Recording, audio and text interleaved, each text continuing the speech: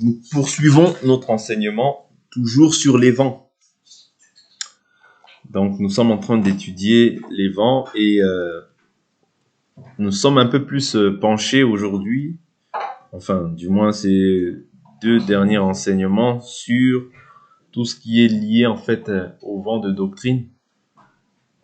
Donc, sachant qu'une doctrine est annoncée par un homme ou par une femme, et une doctrine, la doctrine dont nous parlons, c'est la doctrine de Christ. La doctrine, c'est un enseignement. Okay? Nous maintenant, nous avons une doctrine sur laquelle nous sommes fondés, basés ou bien bâtis. Cette doctrine-là, la Bible nous en parle comme étant la doctrine du Christ. Est-ce que vous comprenez? C'est-à-dire que toute autre doctrine n'est pas une doctrine à salut, mais c'est une doctrine pour la perdition, une doctrine qui égare. Et parce qu'aujourd'hui, beaucoup peuvent dire que nous sommes dans la doctrine du Christ. Nous sommes dans la doctrine du Christ. Ne soyez pas non plus séduits par le nom. Parce que ce n'est pas le fait de dire que moi je suis dans la doctrine du Christ qui veut dire que réellement ce que tu prêches est vraiment de Christ. C'est-à-dire que nous, étant des chrétiens de Béret, comme les chrétiens de Béret, nous avons pour objectif de pouvoir analyser en fait toute parole qui sort de la bouche d'un homme. Ouais, sans fanatisme, sans prise de parti, mais nous analysons, nous examinons. Ouais. Nous examinons, parce que la Bible nous dit examinez toute chose, retenez ce qui est bon. L'examen, ce n'est pas un péché. Ouais. C'est-à-dire demander à une personne pourquoi est-ce que tu as dit ça, mais où est-ce que l'Écriture dit cela, ce n'est pas un péché. Au contraire, c'est ça que Dieu attend de nous. C'est-à-dire que nous ne puissions pas mettre foi à tout esprit, mais que nous puissions maintenant éprouver les esprits pour savoir s'ils viennent de Dieu. C'est-à-dire que ici, à ce moment-là, quand on parle des esprits, on ne parle pas d'un esprit qui n'a ni chair ni os, mais on parle d'un homme qui annonce une doctrine. C'est très important. Voilà pourquoi la Bible nous dit qu'il a donné les uns comme apôtres, pasteurs, docteurs, prophètes, évangélistes. Pourquoi? Pour le perfectionnement des saints. Parce que c'est-à-dire que nous sommes saints. Quand nous avons cru, la Bible nous dit vous avez été lavés, vous avez été purifiés, vous avez été justifiés, vous avez été sanctifiés par l'eau de la parole et par l'esprit de notre Dieu. C'est-à-dire que quand tu reçois l'esprit de Dieu, tu es saint. Mais la Bible nous dit que celui qui est saint, qu'il se sanctifie davantage. C'est-à-dire le travail de se sanctifier davantage, bien sûr, il y a la part de Dieu dans l'homme. Il y a l'homme lui-même qui, par l'enseignement, doit savoir maintenant ce qui est bon et ce qui est mauvais. Ouais. Et pour que l'homme sache ce qui est bon et ce qui est mauvais, Dieu maintenant met un dépôt dans la bouche des personnes qu'il a choisies pour pouvoir, en fait, tailler l'homme selon la volonté de Dieu. Est-ce que vous comprenez? C'est-à-dire que là, c'est le travail de l'âme qui s'effectue. Le travail de l'âme, parce que la Bible nous dit ayez la plus haute estime pour ceux qui vous conduisent dans le Seigneur, sachant qu'ils sont les gardiens de vos âmes. C'est-à-dire quand ils gardent l'âme des personnes là, ce n'est pas qu'ils gardent l'âme des personnes physiquement comme ça, non. Ça, c'est Dieu qui le garde, mais c'est-à-dire par rapport à la parole, par rapport à la prière, afin qu'ils ne soient pas dévorés ou emportés à tout vent de doctrine. Ouais. C'est ça le but. C'est-à-dire que l'enseignement nous garde. L'enseignement nous permet de pouvoir être agréable au Seigneur. L'enseignement nous éloigne, a pour but de chasser tout ce qui est mauvais en nous. Voilà pourquoi le Seigneur dit, tout ce que le Père n'a pas planté sera comment? Déraciné, doit être déraciné. Comment cela va être déraciné? Par rapport à la parole. Parce que c'est la parole qui est le bon dépôt. Ouais. C'est Dieu qui est le bon berger. Et ce bon berger-là, il choisit, comme je dis, des bergers pour pouvoir maintenant vous communiquer la pensée du Créateur. Donc voilà un peu le rôle de la doctrine. C'est-à-dire une doctrine, elle vient soit pour sauver, ou bien elle vient soit elle vient pour égarer. Et nous avions essayé d'étudier en fait quelques doctrines, notamment nous avions vu Hyménée et Philette, qui prêchaient une doctrine, mais une doctrine qui était liée à l'égarement. C'est-à-dire comme ils n'ont pas demeuré dans l'enseignement, ils se sont ils se sont égarés. Oui, ils se sont égarés, disant quoi? Que la résurrection est déjà arrivée. Vous voyez? C'est-à-dire que dès lors où quelqu'un ajoute quelque chose, c'est l'esprit de l'égarement qui agit en lui. bien dès lors où quelqu'un retranche quelque chose de la parole, c'est l'esprit de l'égarement qui va agir en lui. Et quand une personne ne se repent pas de son égarement, qu'est-ce que Dieu fait? Dieu maintenant va user, parce que la Bible nous dit, Dieu est riche en bonté, lent à la colère. Dieu va user de patience pour pouvoir ramener cette personne-là à sa volonté. Dieu va user de patience, de miséricorde, d'amour. Vous voyez, parce que la Bible nous dit, Dieu ne retarde pas sa promesse, comme plusieurs le croient, mais il use de patience. Vous voyez, voulant que tous les hommes parviennent à la repentance et à la connaissance de la vérité. C'est-à-dire, Dieu voudrait que nous parvenions à la repentance et à la connaissance de la vérité. C'est-à-dire que même une personne qui s'est égarée comme ça, il faut savoir que dans la volonté de Dieu, c'est pas la volonté de Dieu que cette personne-là s'égare. Mais c'est la volonté de Dieu que cette personne-là, qui a été captivée par le diable, puisse maintenant changer d'enseignement et revenir à Dieu de tout son cœur. C'est ça la volonté de Dieu. Ouais, parce que lorsque Dieu sauve quelqu'un, c'est pour qu'il soit sauvé pour toujours. Mais en chemin, cette personne-là peut dérailler, peut traverser des moments difficiles et croire et embrasser une fausse doctrine. Mais l'amour de Dieu, Dieu va toujours permettre que si c'est son enfant, qu'il puisse entendre la vérité, qu'on puisse le rappeler par n'importe quel moyen. Ouais, mais je vous ai dit hier que qu'est-ce qui se passe? Dans 1 Timothée, nous avions vu le livre de 1 Timothée, chapitre 1, verset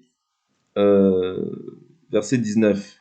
La Bible nous dit, en gardant la foi et une bonne conscience. En gardant la foi et une bonne conscience. Et il nous dit quoi? Cette conscience, quelques-uns l'ont abandonnée et ont ainsi fait naufrage en ce qui concerne la foi. Voilà pourquoi je vous dis toujours que tu peux tout abandonner, mais n'abandonne pas ta conscience. Parce que ta conscience, c'est Dieu. Je peux te parler, tu peux t'endurcir. Dieu peut te parler en songe, tu peux aussi t'endurcir. Mais ta conscience, Dieu aussi va permettre de te parler par ta conscience. Voilà pourquoi il ne faut pas éteindre l'esprit. Parce que la Bible nous dit, dans les temps de la fin, plusieurs deviendront insensibles. On te parle, mais tu demeures endurci. On te parle, mais tu demeures endurci. Ça, c'est l'insensibilité qui se manifeste en toi. Un enfant de Dieu doit toujours apprendre à être sensible. C'est-à-dire quand il entend la voix de Dieu. La voix de Dieu, tu vas pas forcément l'entendre en songe. Non, Dieu peut te parler aussi par une personne. Maintenant, la sensibilité, tu dois la manifester. Savoir que, non, ça, c'est Dieu qui me reprend. Vous comprenez? C'est très important. Donc, la conscience, il ne faut pas éteindre la conscience. Parce que cette conscience-là, c'est Dieu. Même quand tu fais quelque chose de mal, tu sais que tu as fait mal. C'est que non, là, j'ai pas bien fait. Vous voyez, ça, c'est Dieu qui t'interpelle dans ta conscience. Quand tu sais que, voilà, non, tu t'arrêtes, tu dis, non, là, j'ai mal fait, il faut que j'aille réparer cette chose. Vous voyez, c'est ça. Dieu te parle par ce moyen-là. N'attends pas forcément que Dieu te parle en songe. Non. Par ta conscience aussi, Dieu te parle. Par la parole aussi, Dieu te parle. Par une personne, un individu aussi, même par un païen, Dieu peut aussi te parler. Mais toi, maintenant, tu dois développer ce qu'on appelle la sensibilité. Ok? Donc, comme je le répète, notre thème, c'est toujours les vents. Les vents, comment est-ce qu'ils arrivent? Nous avions vu que le vent, c'est aussi la doctrine. C'est-à-dire que Éphésiens 4 nous parle afin que les personnes ne soient pas emportées à tout vent de doctrine. C'est-à-dire, une doctrine, c'est un vent. Les faux bergers, eux, ils ont pour rôle d'attirer les brebis après eux.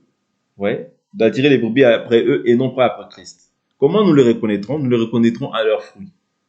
Et en réalité, nous devons comprendre qu'une personne ne peut jamais s'accaparer la brebis parce que les brebis ne lui appartiennent pas. Mais les brebis appartiennent à Christ. Voilà pourquoi Philippe dira quoi?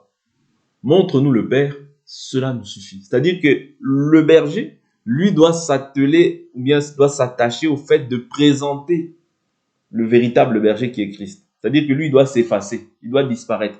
C'est ça que Jean-Baptiste a dit. Il faut que je m'abaisse, il faut que je diminue afin qu'il croisse. Ouais? C'est-à-dire que quand on est serviteur, on diminue, on s'efface pour que Jésus paraisse. Mais comment est-ce que Jésus va paraître? Par l'enseignement. Voilà pourquoi on ne peut pas se prêcher soi-même. Parce que c'est une fausse doctrine. Quand quelqu'un commence à se prêcher soi-même, c'est une fausse doctrine. C'est un vent, mais c'est un vent qui ne sauve pas. Parce que toi, tu n'es pas mort pour quelqu'un là. Celui qui est mort, c'est Jésus. Voilà pourquoi on doit t'annoncer Jésus. On doit te présenter celui qui sauve. C'est lui qui est le chemin, la vérité et la vie. Car nul ne vient au Père qu'en passant par lui. Vous voyez, c'est par lui. C'est pas par un homme. Vous voyez? Ce n'est pas par un homme. Parce qu'un homme ne peut rien t'apporter. Vous voyez? Nous n'avons rien apporté comme nous ne pouvons rien aussi apporter. Ça, c'est dans le cadre de la mort. Mais nous aussi, nous n'avons rien apporté en termes de salut. Nous n'avons rien apporté. Dieu se sert simplement de certains vases pour manifester sa gloire. C'est tout. Donc, le vent, c'est lié à la doctrine. Le vent, je prends par exemple des exemples de vents qui ont surgi au temps des apôtres. Et je vous avais dit que le combat des apôtres aussi, c'était de veiller en fait sur toutes les sortes de doctrines en fait qui émergeaient. Vous voyez, parce qu'il y a beaucoup de doctrines qui ont émergé en leur temps déjà. Mais dans le temps dans lequel nous sommes, il y en a encore plus. Vous voyez? Par exemple, lorsqu'on prend 1 Timothée chapitre 4, l'Écriture nous dit mais l'Esprit dit expressément que dans les derniers temps, quelques-uns abandonneront la foi. Vous voyez? Et je vous ai toujours dit que quand tu abandonnes la foi, c'est pour t'attacher à autre chose. Tu ne peux pas, c'est-à-dire abandonner la foi et ne t'attacher à rien, parce que l'homme est créé pour dépendre de quelque chose. Il dit quoi? Ils abandonneront la foi, mais pourquoi? Pour s'attacher à autre chose. Quand tu abandonnes la foi, c'est pour t'attacher à autre chose, à du néant, à des choses qui ne sauvent pas. J'insiste sur ces choses-là. On n'abandonne pas la foi pour dire j'abandonne la foi. Non, quand tu abandonnes quelque chose, c'est pour t'attacher à autre chose. Je prends toujours cet exemple. Lorsque Ruth et Orpa étaient auprès de Noémie, Orpa, lorsqu'elle est partie, mais elle est partie aussi auprès de ses dieux. Elle est partie auprès de son peuple, auprès de sa nation, mais auprès de ses dieux. Ouais, c'est-à-dire que quand on part auprès de son peuple, de sa nation, mais auprès de ses dieux. C'est-à-dire on repart dans l'adoration que nous faisions avant ça. Ouais. De la même manière que quand quelqu'un abandonne la foi, la Bible nous dit il devient pire par la suite. Matthieu 12. Ouais. Une personne, lorsque l'esprit mauvais est chassé, ouais, elle est bien. Mais cette personne-là, l'esprit mauvais revient.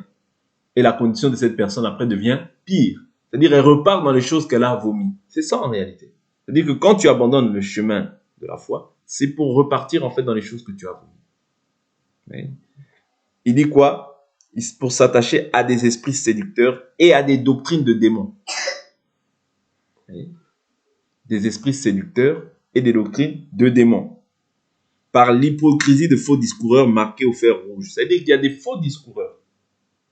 Ils annoncent aussi des doctrines. C'est aussi un vent. Mais je vous ai toujours dit que la parole subsiste scellée. Le Seigneur connaît ceux qui lui appartiennent. Ceux qui s'égarent, la Bible nous dit, ils s'égarent depuis le ventre de leur mère.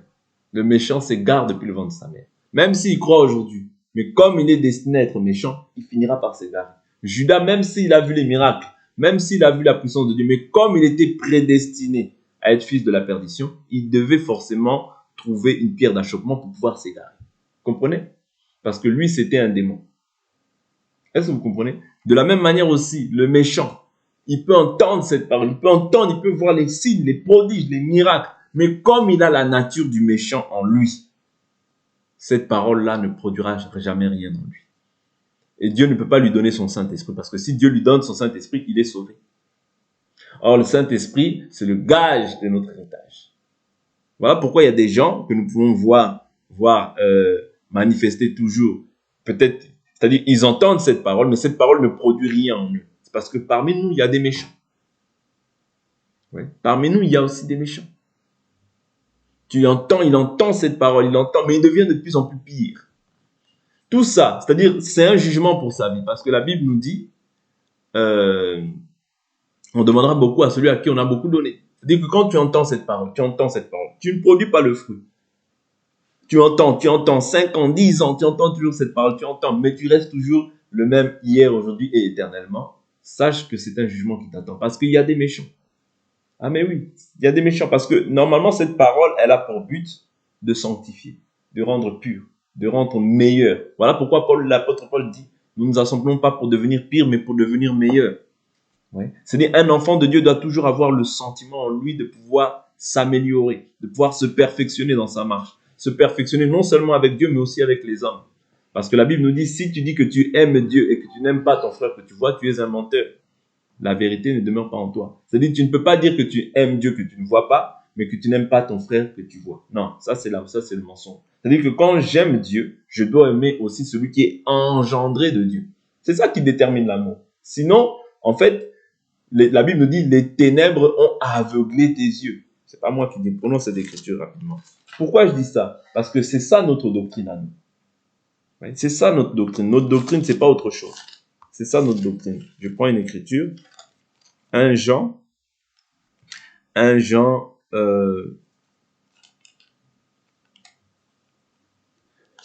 1 Jean, je prends au chapitre 2, verset 9. Celui qui prétend être dans la lumière tout en haïssant son frère est encore dans les ténèbres. Celui qui aime son frère demeure dans la lumière et ne risque pas de tomber. Mais celui qui a de la haine pour son frère est dans les ténèbres. Il marche dans les ténèbres. Il ne sait où il va parce que les ténèbres ont rendu ses yeux aveugles. Vous voyez? Donc ça, c'est la doctrine que nous confessons. Il dit quoi encore? Il dit quelque chose de beaucoup plus explicite que j'aime beaucoup. Il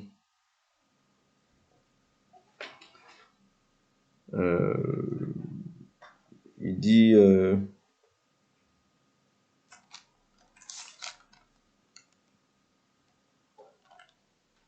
vous écris, vous savez qui est le menteur, sinon 1 Pierre, voilà. Toujours 1 Jean, je prends le chapitre 4, verset 20. Si quelqu'un dit j'aime Dieu et qu'il haïsse son frère, c'est un menteur, car celui qui n'aime pas son frère qu'il voit ne peut aimer Dieu qu'il ne voit pas. Vous voyez? Donc, ça, c'est la doctrine de Christ. Si quelqu'un t'annonce quelque chose qui est autre que ça, c'est un menteur. Si tu aimes Dieu, tu dois d'abord aimer celui que tu vois là. Parce que Jésus dira, vous m'avez vu en prison, vous ne m'avez pas visité. Vous m'avez vu nu, vous m'avez pas donné de quoi me vêtir. Vous m'avez vu dans... Les justes diront, mais quand est-ce que... Les justes diront, quand est-ce que nous t'avons vu ainsi? Il dit, dans la mesure dans laquelle vous l'avez fait à l'un de ces plus petits de mes frères en qualité de disciples, c'est à moi que vous l'avez fait. Ouais. C'est-à-dire, Jésus résume le fait d'aimer Jésus au fait d'aimer d'abord les frères. Parce que le frère, celui qui est engendré de Dieu, c'est celui-là ton frère. C'est celui-là ton vrai frère, dans la foi. Ouais. Mais celui qui est dans la chair comme ça, je peux l'aimer, mais on ne partage pas la même foi. Ouais. Est-ce que vous comprenez? Donc c'est ça. Aimer Dieu, c'est aimer celui qui est né de lui. Malgré ses défauts, malgré ses faiblesses, tu dois l'aimer. C'est un commandement du Seigneur. Tu aimeras le Seigneur ton Dieu de tout ton cœur, toute ton âme, toute ta pensée, ton prochain comme toi. À cela, tout le monde connaîtront que vous êtes mes disciples. C'est très important. Donc, les vents de doctrine, dans 1 Timothée chapitre 4, la Bible nous dit, par l'hypocrisie de faux discoureurs marqués au fer rouge dans leur propre conscience. Ils prescrivent maintenant quoi? Vous voyez, ça c'est leur enseignement. Ça c'est la doctrine des faux discoureurs que nous devons dénoncer. Parce que la Bible nous dit, ne prenez point part aux œuvres infructueuses des ténèbres, mais plutôt dénoncez-les. Oui. Moi, je n'ai pas à lutter contre les individus en particulier, mais je dénonce les œuvres mortes, afin que toute personne qui a même de pouvoir avoir le discernement, qui a même de pouvoir comprendre le bien du mal, lorsqu'il voit ces doctrines-là, il comprend que, ça, c'est des doctrines qui sont anti-Christ. Voilà pourquoi la Bible nous dit l'antichrist physique dans la chair n'est pas encore sur terre. Parce que c'est quand nous, l'Église, nous allons partir que l'antichrist viendra. Mais néanmoins, les antichrists sont déjà là. C'est-à-dire toute personne qui enseigne une doctrine qui est contraire à la volonté de Dieu, c'est un antichrist. Parce qu'il s'oppose, anti veut dire simplement s'opposer à Christ. C'est-à-dire que quand toi, tu ne respectes pas ce que Christ dit, tu es un antichrist. Oui. Là, il dit quoi? Il prescrivent de ne pas se marier et de s'abstenir d'aliments que Dieu a créés pour qu'ils soient pris avec action de grâce. C'est-à-dire que quand toi, tu vois une doctrine où les gens refusent de se marier, comprends que c'est une doctrine qui est antichrist. Nul n'est besoin pour nous de vouloir dire ici, oui, telle religion, telle religion. Non, comprends simplement par le Saint-Esprit et par la parole que nous sommes en train d'enseigner que quand tu vois ça, des gens qui disent, ils prescrivent de ne pas se marier et de s'abstenir d'aliments. C'est-à-dire quand tu vois quelqu'un qui dit, non, ne mange pas tel aliment, ne mange pas telle viande, ne mange pas telle nourriture. Comprends que ça, là, ce qu'ils sont en train de faire, là, c'est une doctrine qui est antichrist. Est-ce que vous comprenez? Ne mange pas ça, ne mange pas ça. Dieu nous a déjà prévenus à l'avance pour que quand nous voyons ces choses-là, que nous ne soyons pas troublés. Ne te dis pas, oh bon, je veux quand même aller voir. Non! Parce que quand tu vas voir, toi aussi tu participes à leurs mauvaises œuvres. Non, mais je veux savoir, qu'est-ce que ça fait? Non! Dieu te dit non. Tu sais déjà que c'est antichrist. Pourquoi tu vas aller? Tu aimeras le Seigneur ton Dieu de tout ton cœur, de toute ton âme, de toute ta pensée, de toute ta force. C'est ça notre doctrine. C'est ça le vent que nous devons conserver en nous. C'est ça la véritable doctrine. Et aimer Dieu, c'est garder ses commandements.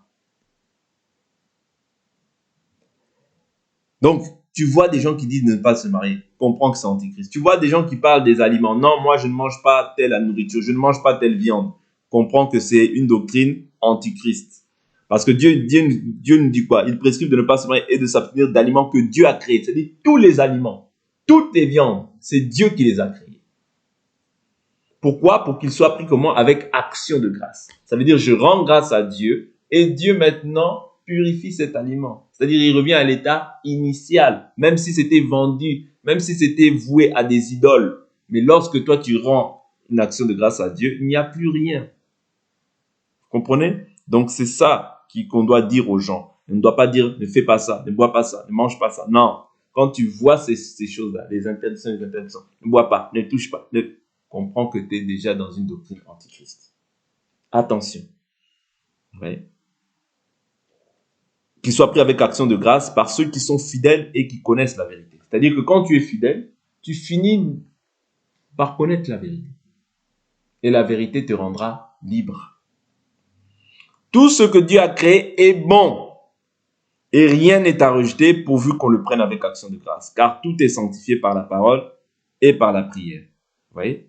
Donc c'est ça. Et il dit, en exposant cela aux frères, tu seras un bon serviteur du Christ Jésus, nourri des paroles de la foi et de la bonne doctrine que tu as exactement suivie. De la bonne doctrine. C'est-à-dire qu'il y a une mauvaise doctrine et il y a une bonne doctrine. Donc la doctrine, il faut la suivre exactement, telle qu'elle nous l'a été enseignée. Vous voyez? Parce qu'aujourd'hui, comme je vous dis, il y a plusieurs doctrines. Il y a beaucoup de discoureurs, vous voyez, qui s'élèvent pour pouvoir ramener les gens captifs. Pouvoir garder les gens captifs.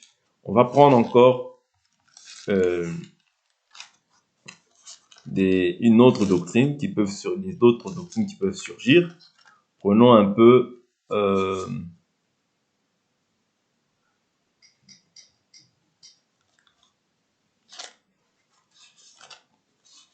va prendre une autre doctrine. Nous avions vu hier 1 Timothée chapitre 1 verset 3 où il est écrit comme je t'y ai exhorté à mon départ pour la Macédoine, demeure à Éphèse afin de recommander à certaines personnes de ne pas enseigner d'autres doctrines et de ne pas s'attacher à des fables et des généalogies sans fin. Quand on parle des généalogies, c'est quoi? Oh, lui, c'est le père d'un tel. Oh, lui, vous voyez, c'est-à-dire des généalogies sans fin. C'est-à-dire, lui, c'est le père. Lui, c'est le père. Lui, c'est lui qui a engendré lui dans la foi. C'est lui qui a engendré lui dans la foi. La Bible nous recommande de ne pas nous attacher à ces choses, à ces généalogies, parce que c'est sans fin. Vous comprenez? Oh, lui, c'est le père. Oh, lui, c'est lui qui l'a engendré dans la foi. C'est celui-là qui l'a engendré dans la foi. On dirait que c'est un titre. Non. Quand on parle des généalogies, c'est ça. Les généalogies sans fin. Non, lui, c'est le fils, lui, c'est le petit-fils, lui, c'est le... Vous voyez, parce que il y avait des généalogies. Quand on parle de la généalogie de Jésus, on voit la généalogie. Jésus, fils de Jésus, fils de fils de fils de fils de fils de fils de... C'est ça. Aujourd'hui, les gens sont friands de ça. C'est à ça qu'ils s'attachent. Non, moi, je suis le père d'un tel. Moi, mon père, c'est un tel. Moi, mon père, c'est un tel. Non, c'est des généalogies sans fin. Ça n'a pas de valeur devant Dieu. La Bible nous dit, produisez du fruit digne de la repentance. C'est ça qui est important. Ce que nous voulons voir, c'est le Fils en toi manifesté. Ouais. Paul dit, je n'ai rien cherché à savoir en vous, si ce n'est que Christ et Christ crucifié. C'est-à-dire que nous voulons voir Christ dans la vie, formé dans la vie des disciples, afin qu'ils ressemblent à leur Seigneur. Mais je ne cherche pas à savoir qui est ton père dans la foi, qui est celui. Non, ça n'a aucun intérêt pour nous. Ouais? Donc, c'est très important de comprendre ça. Prenons encore un autre exemple de doctrine que nous avions déjà partagé. Allons dans le livre d'Apocalypse rapidement. Dans le livre d'Apocalypse rapidement, la Bible nous dit, prenons Apocalypse chapitre 2, verset 14. Mais j'ai contre toi certains griefs. Tu as là des gens qui maintiennent la doctrine de Balaam. Il enseignait à Balak à faire en sorte que les fils d'Israël trouvent une occasion de chute en mangeant des viandes sacrifiées aux idoles et en se livrant à la débauche. De même, tu as toi aussi des gens qui maintiennent pareillement la doctrine des Nicolaïtes. Repends-toi donc, sinon je viendrai à toi et je les combattrai avec l'épée de ma bouche. La doctrine des Nicolaïtes, c'est quoi? La doctrine des Nicolaïtes, c'est également la même doctrine que Balaam, c'est-à-dire enseigner les gens à se livrer à la débauche. Par exemple, aujourd'hui, il y a cette doctrine-là.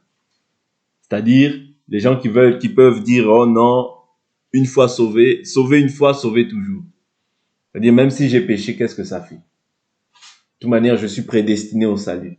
Dieu me connaît depuis l'éternité. Donc, si même j'ai péché là, ça fait rien. Vous voyez? Ça, c'est du nicolaïsme. C'est-à-dire que on veut maintenant embellir le péché.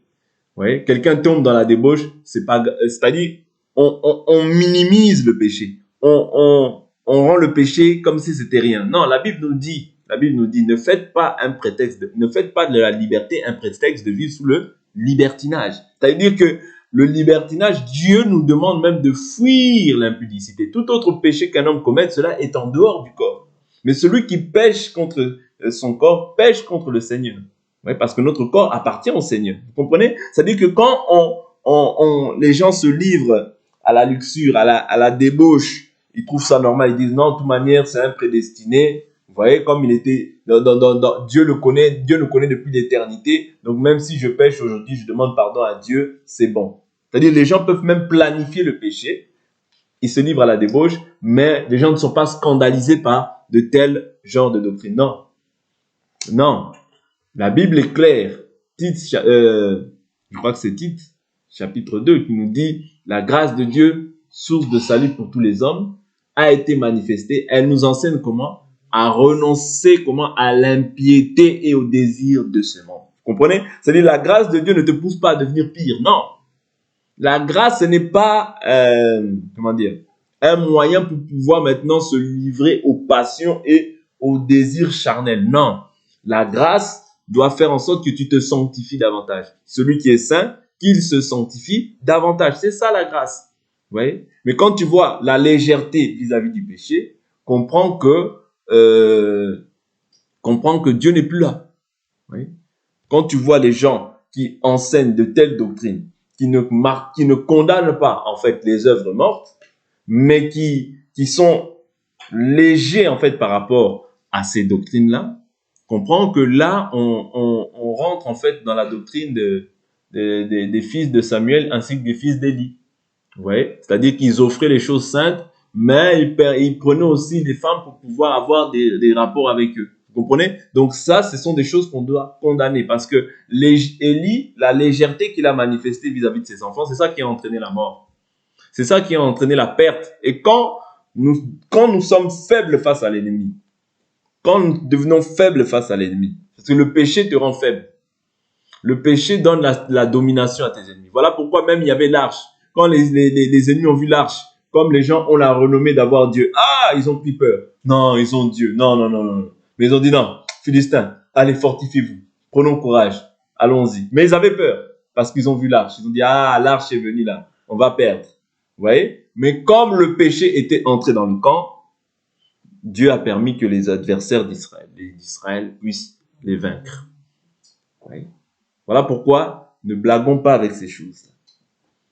La doctrine, gardons-la dans la pureté. N'ajoutons pas, ne retranchons pas. Ce n'est pas notre parole, c'est la parole de Dieu. Dieu aime jusqu'à la jalousie l'esprit qu'il a fait habiter en nous. Mais Dieu ne tient pas le coupable pour innocent. Cette parole, c'est une épée à double tranchant. Est-ce que vous comprenez? C'est une épée à double tranchant. Cette même parole peut te justifier. Cette même parole aussi peut te condamner. Voilà pourquoi restons dans la simplicité de l'évangile. Oui. Mais demeurons dans la sainteté aussi que l'évangile nous ordonne de pouvoir pratiquer pour que Dieu soit glorifié dans nos vies. Parce que la Bible dit que ce que Dieu veut, c'est notre sanctification. Oui. C'est très important. D'accord? Donc si nous comprenons cela, nous comprenons que le vent des doctrines, les vents des doctrines sont déjà là. Beaucoup ont apporté des doctrines qui sont des doctrines pernicieuses pour détourner les enfants de Dieu de la vraie foi. Mais restons attachés d'un cœur sincère à la parole telle qu'elle nous l'a été enseignée. Je vais prendre cette écriture et je veux m'arrêter. Je vous donne toujours cette écriture. Paul dit, je vous rappelle l'évangile que je vous ai annoncé, que vous avez reçu et par lequel vous êtes sauvés. Si vous le retenez dans les termes dans lesquels je vous l'ai enseigné, autrement vous aurez cru en vain. C'était un vent que Paul a posé. Et je vous ai dit que si le vent subsiste, parce que le vent, tout ce qui n'est pas de Dieu, sera, c'est-à-dire ça va passer. Comme c'était un vent, ça passera. Mais si c'est de Dieu, ça va demeurer. Et nous avons pour objectif, comme étant des enfants de Dieu, d'observer et de garder. Toi, tu dois être un conservateur de la doctrine. Tu dois être un conservateur de cette doctrine. Surtout si tu sais que tu as bien cru. Garde ça pour toi jusqu'à la fin. Que Dieu nous bénisse. On va s'arrêter là pour aujourd'hui.